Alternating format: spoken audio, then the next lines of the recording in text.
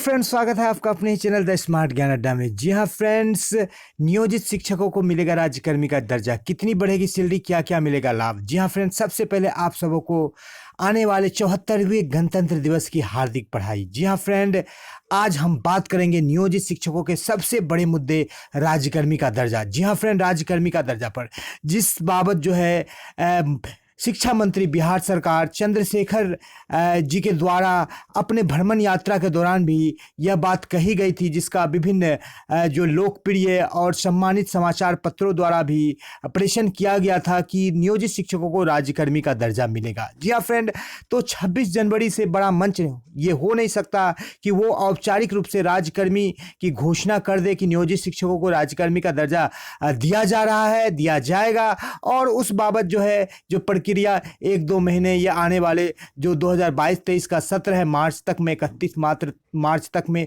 पूरी हो जाएगी। जी हाँ फ्रेंड, तो आज यही उम्मीद करते हैं कि कल 26 जनवरी को नियोजित शिक्षकों के लिए राज्यकर्मी का दर्जा हो और शिक्षा मंत्री जो बिहार सरकार के महागठबंधन से आते हैं, आरजेडी से बिलोंग करते हैं, जहां गठबंधन में उठापटक चल रहा है, तो उनका सबसे जो है लोकप्रिय वोट बैंक जिन्होंने जो है बिहार में उनको सत्ता दिलवाई, वो नियोजित शिक्षक ही हैं। नियोजित शिक्षकों ने अपने जान की बाजी लगाकर नियोजित शिक्षकों ने आरजेडी को सबसे अधिक सीटें दिलवाई, जिसका नतीजा है कि आज महागठबंधन की सरकार चल रही है, जिसके मुखिया नीतीश कुमार और उप मुख्यमंत्री के रूप में तेजस्वी यादव जी है और शिक्षा मंत्री है। तीनों महापुरुषों से यह आग्रह है द स्मार्ट ज्ञान अड्डा के द्वारा 4.5 लाख नियोजित शिक्षकों की तरफ से कि आपने जो वादा किया था कि राज्यकर्मी का दर्जा नियोजित शिक्षकों को दिया जाएगा, आप इसको दे दीजिए। क्योंकि 18 नवंबर को भी जो आपकी बैठक हुई थी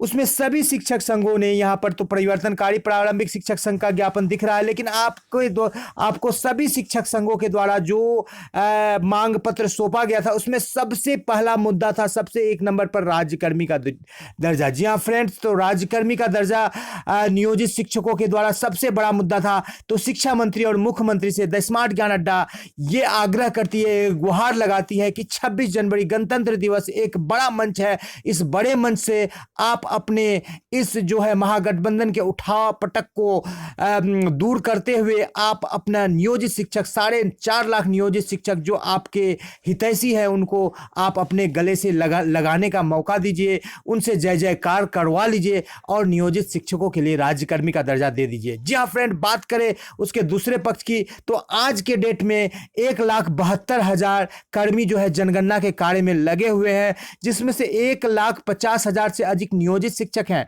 यदि आज नियोजित शिक्षक हाथ खड़े कर दें कि हम जनगणना का कार्य नहीं करेंगे, हमें राज्यकर्मी का दर्जा दे दीजिए, तभी जनगणना का कार्य करेंगे, तो ऐसी स्थिति में जो बिहार राज्य का एक महत्वाकांक्षी जो योजना चल रही है कि जनगणना का कार्य करवा करके जो ओबीसी है, पिछड़ा जाति, जिसकी जनसंख्या 52% से अधिक है, उसे कल्याणकारी राज्य में उसको आरक्षण का लाभ दिया जाए, उसके अनुपात में, उसके जाति के अनुपात में, तो यह धड़ा का धड़ा ही रह जाएगा।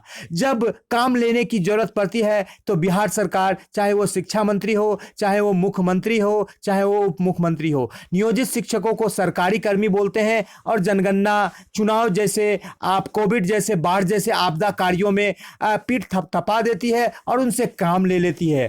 पर वही जब नियोजित शिक्षकों को अधिकार देने की बात होती है तो एक छोटा सा अधिकार जो उसका मूलभूत अधिकार है, जिसके सभी क्राइटेरिया को नियोजित शिक्षक पूरा करते हैं, राज्यकर्मी का दर्जा, जिस बाबत शिक्षा मंत्री और मुख्यमंत्री ने भी कई बार हामी भरी है कि दिया जाएगा, लेकिन उसको देने से पीछे हट जाते हैं, मुकर जाते हैं और राज्यकर्मी का दर्जा देते नहीं है। यहाँ पर आप देख सकते हैं कि सकारात्मक रूप से बातचीत हुई, शिक्षक संघ से अपनी सहमति भी दी। शिक्षा मंत्री श्री चंद्रशेखर ने कहा, मैं खुद एक शिक्षक हूं, शिक्षक का दर्द को भली भांति जानता और समझता हूं, आप लोगों को राज्यकर्मी का दर्जा मिलेगा, इसमें कोई किंतु परंतु नहीं है।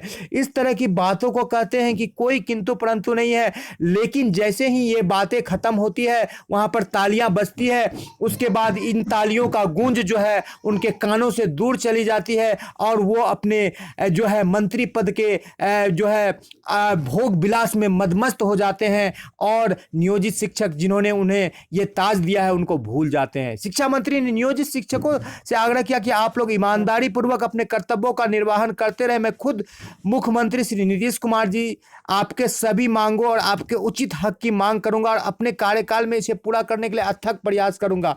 अथक प्रयास कुछ नहीं है, आप एक बार में जो है आप बड़े मन से घोषणा कर सकते हैं कि राज्यकर्मी का दर्जा मिलना चाहिए। राज्यकर्मी का दर्जा मिलने पर कई सारे लाभ जो आप देना चाहते हैं वो खुद ब खुद नियोजित शिक्षकों को मिल जाएगा, चाहे वो पदोन्नति का लाभ हो, चाहे वो ट्रांसफर का लाभ हो, चाहे एसीपी का लाभ हो, चाहे एचआरए का लाभ हो, चाहे ग्रेजुटी का लाभ हो। ये सारे लाभ खुद ब खुद मिल जाएंगे और आपको ज़्यादा वेतन भी खर्च नहीं करना पड़ेगा।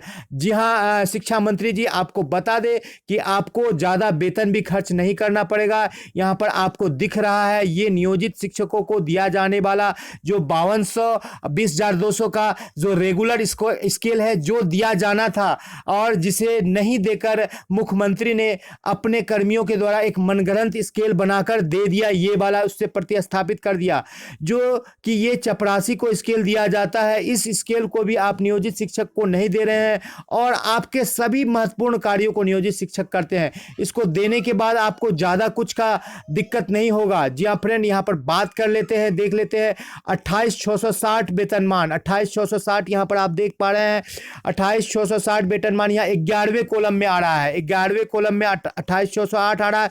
यहाँ पर 11वें कॉलम में आप देखते हैं 29,300 आ रहा है। तो आपको दोनों को दिखा देते हैं 28,608 और 29,000 में 28,608 60 वाले को 38,750 का सैलरी सरकार देती है और जब उनको राज्यकर्मी का दर्जा मिलेगा तो 29,300 का उनको सैलरी मिलेगा और उनको 39,634 रुपए का सैलरी मिलेगा। मात्र 1000 से 1,500 रुपए की सैलरी में बढ़ोतरी होगी। उसी तरह से बात कर ले स्नातक ग्रेड शिक्षकों की तो 26,890 आप देख पा रहे हैं यहाँ पर 2400 ग्रेड पे में 26,890 7वें इंडेक्स पर है। यहाँ पर 7वें इंडेक्स को आप देखिएगा तो 30,300 का आपको वेतन मिलेगा, 30,500। तो आप 30,500 पर देंगे तो आपके सैलरी में कितनी बढ़ोतरी होगी आपको दिखा देते हैं।